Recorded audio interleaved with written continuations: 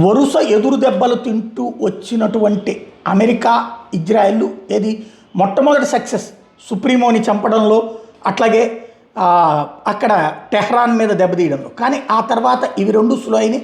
ఎందుకంటే డ్రోన్లతో మిస్సైళ్లతో అమెరికా బేసుల మీద విరుచుకుపడుతూ ఇజ్రాయెల్ని కంగారు పెట్టేసింది ఇరాన్.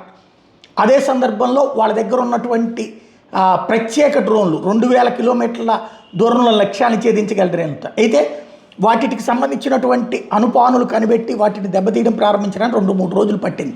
ఈలోపుగా అటు దుబాయ్ని కావచ్చు, సౌదీ అరేబియాని కావచ్చు, బహ్రెయిన్ని కావచ్చు, ఖతార్ని కావచ్చు, ఒమన్ని కావచ్చు, ఇట్లా ఒక్కొక్క దేశాలని తాట తీసి వదిలిపెట్టింది ఇరాన్.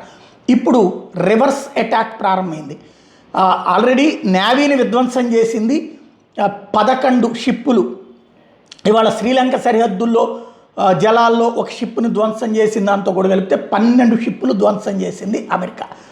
అది ఒక ఎత్తు. అట్లాగే తాజాగా ఇజ్రాయెల్కి సంబంధించిన F-35 ఇరానియన్ ఫైటర్ జెట్ని కూల్చి పడేసింది లేటెస్ట్గా. అది కూడా టెహ్రాన్ పైనే యాక్ 130 ఫైటర్ జెట్ని పేల్చి అవతల పడేసింది గగనతలంలో జరిగినటువంటి యుద్ధంలో. ఇలా వరుసపెట్టి దెబ్బల మీద దెబ్బలు తగులుతున్నటువంటి పరిస్థితి అయితే ఇరాన్కి వచ్చింది. ఇరాన్ని దెబ్బ కొట్టడంలో ఇప్పుడు తాజాగా సక్సెస్ అయ్యింది అమెరికా ఇజ్రాయెల్. ఇవాళ అప్పర్ హ్యాండ్ అమెరికా ఇజ్రాయెల్ అది.